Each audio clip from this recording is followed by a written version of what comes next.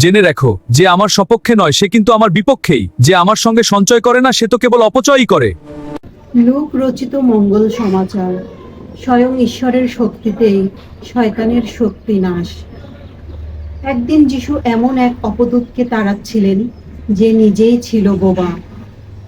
অপদূতটা বেরিয়ে আসতেই বোবা লোকটিও কথা বলতে লাগলো। সেখানে ভিড় করা লোকেরা তাতে অবাক হয়ে গেল, কিন্তু তাদের মধ্যে কেউ কেউ বলতে লাগলো, ও তো অপদূত রাজ বেল জুবেলের শক্তিতেই অপদূত তাড়িয়ে বেড়াচ্ছে। কেউ কেউ আবার যিশুকে যাচাই করবার জন্যে তাকে এমন কোনো অলৌকিক নিদর্শন দেখাতে বলল যা ঘটবে আকাশে। কিন্তু তারা যে কি চিন্তা করছে তা তো তার জানাই ছিল। তাই তিনি তখন তাদের বললেন, বিবাদে বিভক্ত যে কোনো রাজ্যই তো ধ্বংসের পথে এগিয়ে চলে, তেমনি বিবাদে বিভক্ত পরিবার ভেঙেই পড়ে। তেমনিভাবে শয়তান নিজেই যদি বিবাদে বিভক্ত হয়ে থাকে, তবে তার রাজ্যই বা কেমন করে স্থায়ী হবে? তোমরা তো বলছো যে আমি নাকি বেল জুবেলের শক্তিতেই অপদূত তাড়িয়ে বেড়াই। এখন আমি যদি সত্যি বেল জুবেলের শক্তিতে অপদূত তাড়াই, তাহলে তোমাদের শিষ্যরাই বা কার শক্তিতে অপদূত তাড়ায়? তাই তোমাদের যুক্তি তারাই বিচার করে দেখুক। এদিকে আমি যদি ঈশ্বরের আপন শক্তিতেই অপদূত তাড়াই, তাহলে বুঝতে হবে ঐশ্বরাজ্য ইতিমধ্যে তোমাদের এখানে বাস্তব রূপ পেয়েছে। কোনো বলবান লোক যখন তার সমস্ত অস্ত্র নিয়ে নিজের প্রাসাদ পাহারা দিতে থাকে, তখন তার ধন সম্পদ নিরাপদেই থাকে। কিন্তু তার চেয়ে বলবান কেউ যদি হঠাৎ তাকে আক্রমণ করে, তাকে পরাস্ত করে ফেলে, তাহলে যে সমস্ত অস্ত্রের উপর তার এত ভরসা ছিল সে তো কেড়েই নিয়ে যায়, এবং তার কাছ থেকে লুণ্ঠিত যা কিছু সে সবই ভাগ করে দেয়।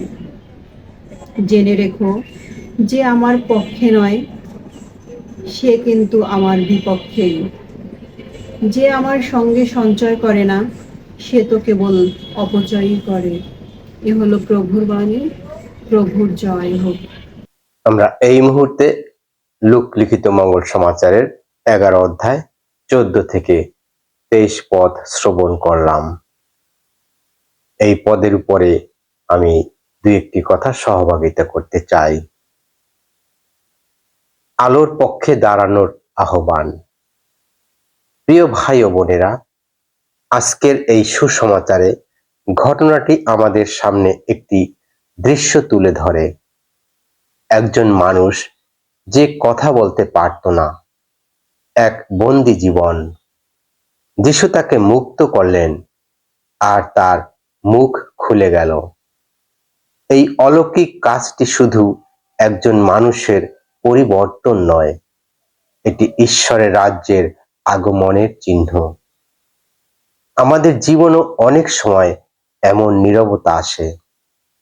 আমরা কষ্ট পাই কিন্তু বলতে পারি না, প্রার্থনা করতে চাই কিন্তু শব্দ খুঁজে পাই না, সত্যের পক্ষে দাঁড়াতে চাই কিন্তু ভয় আমাদের থামিয়ে দেয়। যিশু আজও সেই নীরবতা ভাঙতে আসেন। তিনি আমাদের মুক্ত করেন যেন আমরা নতুন ভাবে কথা বলতে পারি, বিশ্বাসের কথা, আশার কথা এবং ভালোবাসার কথা। কিন্তু আশ্চর্যের বিষয়, লোকদের মধ্যে বিভক্তি দেখা গেল। কেউ বলল এই কাজ ঈশ্বরের শক্তিতে হয়েছে, আবার কেউ সন্দেহ করল। তখন যিশু বললেন, যেখানে বিভক্তি সেখানে পতন, আর যেখানে ঈশ্বর সেখানে ঐক্য ও জীবন। আজকের পৃথিবীতে আমরা এই কথার বাস্তবতা খুব বেশি দেখি।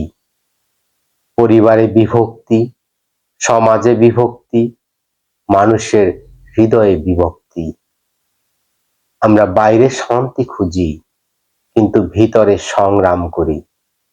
যিশু আমাদের মনে করিয়ে দেন, শয়তানের রাজ্য বিভক্তির উপর দাঁড়িয়ে থাকে। কিন্তু ঈশ্বরের রাজ্য দাঁড়িয়ে থাকে ভালোবাসা, ক্ষমা ও সত্যের উপরে। এরপর যিশু বলেন, যে আমার পক্ষে নয় সে আমার বিপক্ষে। এই বাক্যটি কঠিন মনে হতে পারে, কিন্তু এটি আসলে একটি ভালোবাসার আহ্বান। কারণ যিশুর সাথে সম্পর্ক মানে শুধু নামমাত্র বিশ্বাস নয়, এটি একটি সিদ্ধান্ত, একটি অবস্থান। আমরা কি শুধু দর্শক হয়ে থাকব, নাকি আলোর পথে দাঁড়াবো? প্রিয়জনেরা, খ্রিস্টীয় জীবন নিরপেক্ষ কোনো স্থান নয়। প্রতিদিন আমাদের সিদ্ধান্ত নিতে হয়, আমি কি ক্ষমা করব না ক্ষোভ ধরে রাখবো? আমি কি সত্য বলবো না সুবিধার জন্য নীরব থাকবো? আমি কি ভালোবাসবো না ঘৃণা বেছে নেব? যখন আমরা যিশুর পক্ষে দাঁড়াই, তখন ঈশ্বরের রাজ্য আমাদের জীবনে প্রকাশ পায়। তখন আমাদের পরিবারে শান্তি আসে, আমাদের কথায় আশীর্বাদ আসে, আমাদের উপস্থিতি অন্যের জন্য আলো হয়ে ওঠে। আজকের এই বাণীর শেষ প্রশ্নটি খুবই ব্যক্তিগত। আমার হৃদয় কি সত্যি যিশুর জন্য উন্মুক্ত? কারণ হৃদয় যদি খালি থাকে, সেখানে ভয়, সন্দেহ, পাপ আবার স্থান করে নেয়। তাই আমাদের হৃদয়কে ঈশ্বরের বাক্য, প্রার্থনা এবং প্রেমে পূর্ণ করতে হবে। আসুন আজ আমরা একটি সিদ্ধান্তে উপনীত হই। আমরা আর নিরপেক্ষ থাকব না, আমরা আলোর পক্ষে দাঁড়াবো, আমরা যিশুর সাথে চলবো।